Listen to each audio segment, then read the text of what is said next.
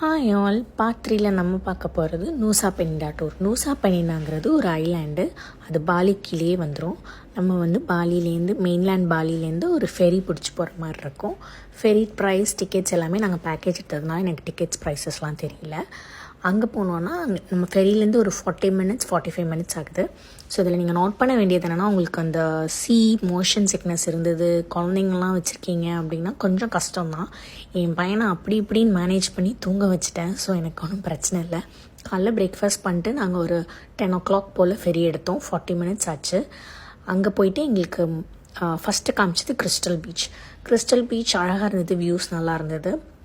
நான் must scene சொல்கிறது angel பில்லாபாங் and broken beach. இது ரெண்டும் பக்கத்துலேயே இருக்கும்.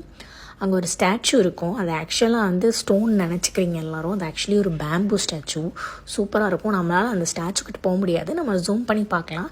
நான் ஏதோ ஒரு இன்ஸ்டாகிராமில் அவங்க ட்ரோன் ஷாட் வச்சுருந்தாங்க, அதில் பார்த்தேன். நான் முடிஞ்சால் அந்த இன்ஸ்டாகிராம் ரீலோட லிங்க்கும் கொடுக்குறேன் டிஸ்கிரிப்ஷனில், நீங்கள் பாருங்கள். சூப்பராக இருந்தது.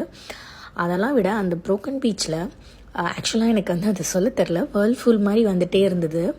அதோட கலரே ஒரு மாதிரி ஆசமாக இருந்ததுங்க. ஒரு மாதிரி ஒயிட், அப்புறம் ஒரு மாதிரி லைட் ப்ளூ, அந்த அக்வா கலர் கொஞ்சம் கொஞ்சமாக டேர்ன் ஆகுறது பார்த்துக்கிட்டே இருக்கலாம் போல், கண்ணு குளிர்ச்சியாக இருக்கும்னு சொல்லுவாங்கள்ல, அந்த மாதிரி இருந்தது.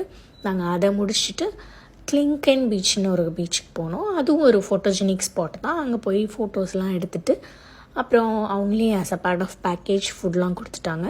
ஸோ ஒரு பீச்சுக்கும், so Crystal Beach to Angel Billabong ஒரு ப்ரோக்கன் பீச் போகிறதுக்கும் ஒரு 30 மினிட்ஸ். ஸோ அங்கேருந்து கிளிங்கனுக்கும் 30 மினிட்ஸ். அப்புறம் கிளிங்கன் டு ரிட்டன் நாங்கள் ஃபெரிக்கும் ஒரு 45 மினிட்ஸ் ஆச்சு.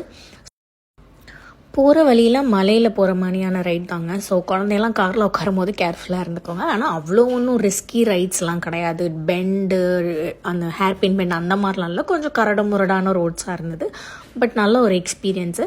நாங்கள் காலையில் ஒரு 10க்கு போனோம். அப்படி இப்படின்னு ட்ரிப்லாம் முடிச்சுட்டு 2:30க்கு அங்கே ட்ரிப் முடிச்சிட்டோம். திரும்ப நாங்கள் அங்கேருந்து ஒரு 40 மினிட்ஸ் ஃபெரி எகெயின் பிடிச்சிட்டு நாங்கள் சனூர் ஹார்பரில் தான், அங்கேருந்து தான் ஃபெரி எடுப்பாங்க. ஸோ சனூருக்கு ரிட்டர்ன் ஆனும்போது ஒரு டைம் ஒரு 4 இருக்கும். அதுக்கப்புறம் எங்கள் ஹோட்டலுக்கு போயிட்டோம். மஸ்ட் விசிட்னு சொல்லலாம். ஒன்ஸாவது பார்த்துடணும் நம்ம அந்த மாதிரியான பீச்சஸ்ஸு. கண்டிப்பாக பாருங்கள். பாய்.